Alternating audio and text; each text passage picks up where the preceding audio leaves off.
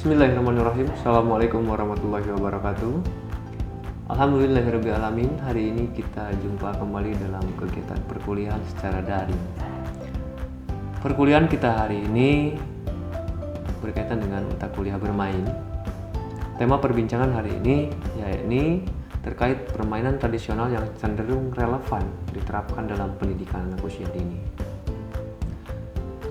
Ada dua hal mungkin yang perlu kita perhatikan terkait permainan tradisional yang perlu kita terapkan dalam pendidikan pada umumnya. Yang pertama, permainan tradisional tanpa lagu. Yang kedua, permainan tradisional yang mengandung lagu. Beberapa mungkin yang akan saya sampaikan terkait jenis-jenis permainan tradisional yang cenderung relevan untuk diterapkan pada anak-anak di usia dini. Beberapa permainan ini merupakan hasil dari riset saya sendiri sebetulnya, bahwa permainan tradisional ini memang layak diterapkan dalam pendidikan anak usia dini. Yang pertama, ada permainan sonda atau engklek. Permainan sonda ini cenderung dinyatakan layak diterapkan dalam pendidikan anak usia dini karena mengandung beberapa unsur edukasi di dalam proses bermainnya. Dalam permainan sonda atau engklek ini ada kegiatan-kegiatan meloncat, kemudian melempar, dan itu merupakan proses untuk stimulasi pengembangan fisik dan motorik anak usia dini. Dan kegiatan meloncat ataupun melempar gacu itu pun sesuai dengan kebutuhan stimulasi perkembangan anak usia dini. Selain itu pun, dalam kegiatan permainan sonda terdapat proses stimulasi pengembangan kognitif untuk pengetahuan anak dari bentuk, jumlah, besar, kecil, kemudian kuat, lemah, dan lain sebagainya. Kemudian sosial emosionalnya juga. Dalam kegiatan permainan sonda, anak cenderung berlatih untuk menguatkan emosi secara positif dari menunggu temannya sedang bermain misalnya, ataupun hal-hal dari merasakan sesuatu yang ada dalam dirinya, akan mampu memahami perasaan diri, perasaan dalam segi kekuatan diri misalnya. Anak melempar gacu harus tepat pada kotak yang diharapkan. Kemudian permainan tradisional yang kedua yaitu permainan egrang batok. Permainan egrang batok ini sangat relevan untuk pengembangan fisik motorik sih, terutama karena anak-anak nanti akan dilatih untuk mampu berjalan di atas batok yang sudah dibelah, kemudian terpasang tali, dan itu mengintegrasikan antara gerakan tangan dengan gerakan kaki anak. Selain itu, egrang batok pun memberikan stimulasi terkait kognitif, bahasa, karena permainan ini tidak hanya dilakukan secara sendiri. Meskipun satu setel egrang batok itu ada dua buah yang disambungkan dengan tali digunakan oleh sendiri, tapi akan lebih asik ketika dimainkan oleh bersama-sama gitu kan dengan teman-temannya. Dan ini pun dapat menstimulasi sosial dan emosional anak juga. Kemudian permainan yang ketiga ada permainan boy-boyan. Permainan boy-boyan merupakan kegiatan melatih fokus anak dalam melempar bola supaya mengenai tumpukan genteng ataupun tumpukan gacu yang sudah disiapkan dalam sebuah lingkaran. Nah, itu pun di satu sisi memang anak harus kuat strategi dalam melempar bola ataupun kuat dalam segi perasaan, keyakinan bahwa bola yang anak lempar itu akan mengenai gacu yang ditumpuk di dalam lingkaran. Ya tentunya melempar bolanya pun tidak sekuat tenaga ataupun sekeras yang dibayangkan oleh orang dewasa misalnya, tapi cukup dengan melempar secara perlahan, dan anak harus menyesuaikan bola lemparan tersebut tepat pada tumpukan gacu tersebut. Dan banyak sekali hal yang memang terkandung nilai-nilai edukasi di dalam permainan tersebut. Kemudian permainan yang keempat ada permainan congklak. Nah, permainan congklak ini sangat sering kita temui. Permainan congklak mengandung nilai-nilai edukasi terkait pengembangan kognitif, anak menghitung lubang, menghitung biji congklak, kemudian bahasa, anak berkomunikasi dengan temannya ketika bermain, karena dalam permainan congklak ini dilakukan berdua. Kemudian fisik motorik, anak mampu mengepal jumlah biji yang terdapat di dalam lubang congklak tersebut. Dan yang lain-lainnya pun masih banyak sekali. Kemudian permainan berikutnya yaitu permainan loncat tinggi. Permainan loncat tinggi biasanya menggunakan karet gelang yang disusun. Itu mengandung kreativitas sebetulnya. Sebelum karet gelang itu digunakan, karet gelang pun bisa dijadikan stimulasi agar anak-anak mampu menyusun karet menjadi sebuah tali yang panjang. Dalam permainan loncat tali ini yang lebih kontras akan terlihat ini pengembangan fisik dan motorik anak usia dini. Permainan loncat tinggi ini dilakukan minimalnya oleh 3 orang, karena yang berdua anak memegang ujung tali karet, kemudian yang 1 orang bermain meloncat tali tersebut. Dan itu pun disesuaikan dengan kondisi kemampuan anak usia dininya. Kemudian ada permainan dam-daman. Permainan dam-daman ini cenderung lebih ke kemampuan berpikir ataupun kecerdasan, kecepatan dan ketepatan dalam berpikir. Karena proses bermain dam-daman ini merupakan proses untuk memicu strategi lawan. Bagaimana supaya lawan kita tidak banyak memakan biji-biji dam-daman kita, dan kita pun harus berpikir cepat dan tepat untuk banyak memakan biji-biji dam-daman lawan kita. Disitulah proses stimulasi nilai-nilai edukasi yang dapat kita tanamkan kepada anak-anak. Nilai fisiknya, anak-anak mampu untuk mengembangkan motorik halusnya, karena anak-anak harus mencubit biji-biji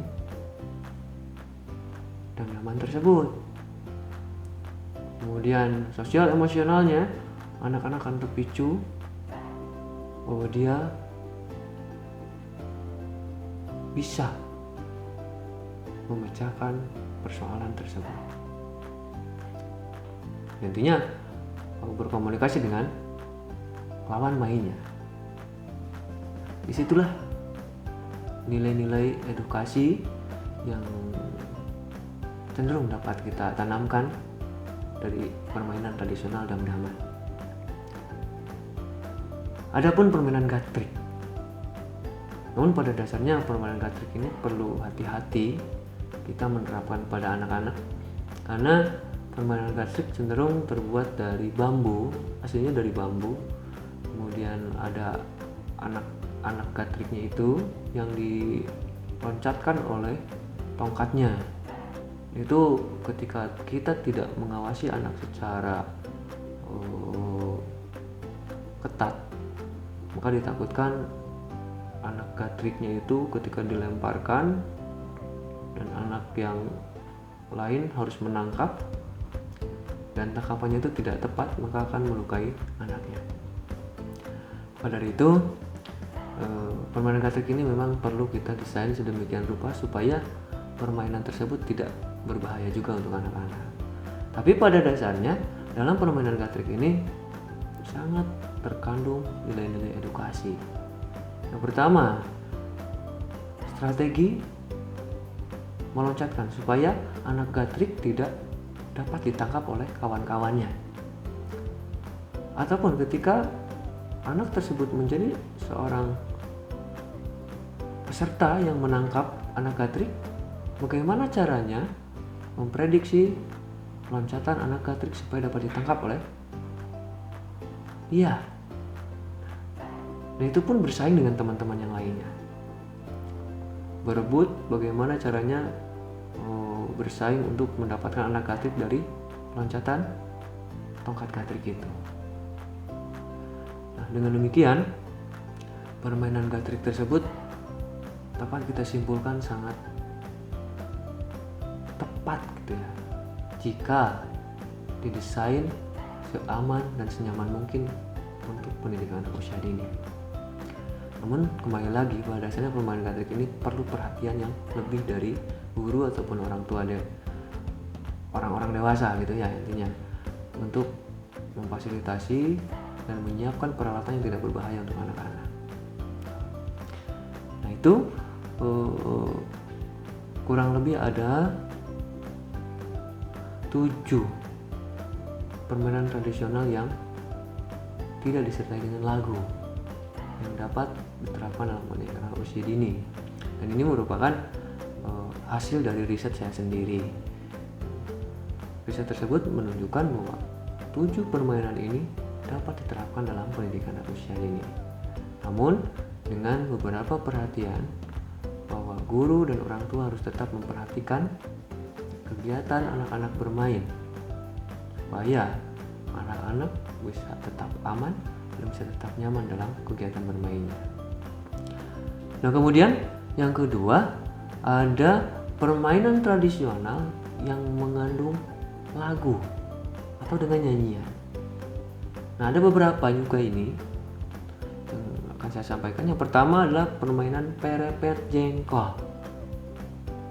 Perepet jengkol ini nilai edukasinya adalah nilai sosial utamanya, karena perepet jengkol dilakukan oleh 2, 3, 4 orang bahkan lebih, saling mengaitkan kaki, satu kaki, kemudian anak berputar-putar dengan satu kaki dan kaki yang satu lagi itu saling dijepitkan dengan kaki temannya sambil bernyanyi perepet jengkol. Nah caranya seperti ini, perepet jengkol jajahean, kacepet jempol jejeretean. Terus itu dinyanyikan sampai ada anak yang hilang keseimbangan dan dia akan terjatuh. Kemudian berikutnya dimainkan kembali oleh anak yang masih bertahan. Sampai padanya siapa yang menjadi paling kuat berdiri dan tidak goyah ataupun tidak terjatuh dari kegiatan tersebut. Kemudian ada permainan tradisional Cing Ciripit. Lagu Cing Ciripit teman-teman juga sebetulnya sudah paham, sudah tahu, tapi saya akan menyampaikan lagunya seperti ini. Cing ciripit tulang bajing, kacapit kacapitku bulu pare seseket. Nah, jol padalang mawa wayang cek cek nong. Nah itu lagu Cing Ciripit. Permainannya yaitu telapak tangan ini, satu telapak tangan dengan beberapa anak, kemudian telunjuk di sini semuanya sambil menyanyikan Cing Ciripit. Kemudian di akhir jol padalang mawa wayang cek cek nong. Ini semuanya harus mengangkat. Yang telat mengangkat dia akan terjepit oleh telapak tangan yang menghimpit ini. Nah, anak itulah nanti akan keluar, kemudian yang lainnya bermain kembali sampai pada akhirnya siapa yang menjadi pemenangnya gitu kan, karena ini sifatnya seperti kecepatan dan ketepatan fokus berpikir juga ataupun fokus geraknya juga. Kemudian ada permainan tradisional oray-orayan. Nah, permainan oray-orayan lagunya oray-orayan luar leor mapai sawah tongka sawah arena sedang bekah. Itu lagu oray-orayan itu sangat disukai oleh anak-anak. Kalau ini akan banyak anak-anak saling memegang pundak, kemudian maju, dan ada anak juga yang saling berpegangan nanti akan berbentuk terowongan. Nah, anak-anak yang saling berpegangan itu akan berputar memasuki terowongan tersebut, dan kemudian yang jadi terowongan ketika di akhir lagu akan menangkap anak yang sedang berpegangan tersebut. Kemudian ditanya dengan pertanyaan yang menarik dan sebagainya. Jika tidak bisa menjawab maka akan diganti anak yang tertangkap tersebut menjadi terowongannya, dan yang lainnya akan pindah menjadi peserta oray-orayan tersebut. Kemudian ada ucang-ucang angge. Nah, ucang-ucang angge ini cenderung biasa diterapkan oleh orang tua kepada anak-anak usia 1, 2, 3 tahun gitu ya, ataupun 4 tahun, ada 5 tahun juga bisa sebetulnya, tergantung kekuatan dari fisik orang tua. Karena orang tua nanti akan mengayun-ngayun anak menggunakan kakinya dengan lagu cang ucang angge mulung muncang kapa pangge digogoku anjing gede lumang lebe harigok gok cungungung. Itulah yang biasa diterapkan oleh orang tua kita mungkin ya kepada kita dulu. Nah, saat ini pun masih banyak orang tua yang menerapkan itu kepada anak-anaknya. Dan di satu sisi memang kita memandang bahwa permainan itu permainan biasa saja.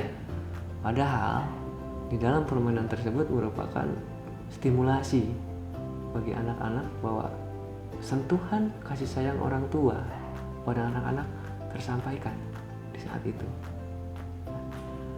Dari beberapa permainan tersebut dapat kita simpulkan, sesungguhnya ketika kita mengkaji lebih mendalam ataupun ketika kita serius menerapkan dalam dunia pendidikan, maka banyak sekali hal-hal yang dapat kita tanamkan pada anak-anak.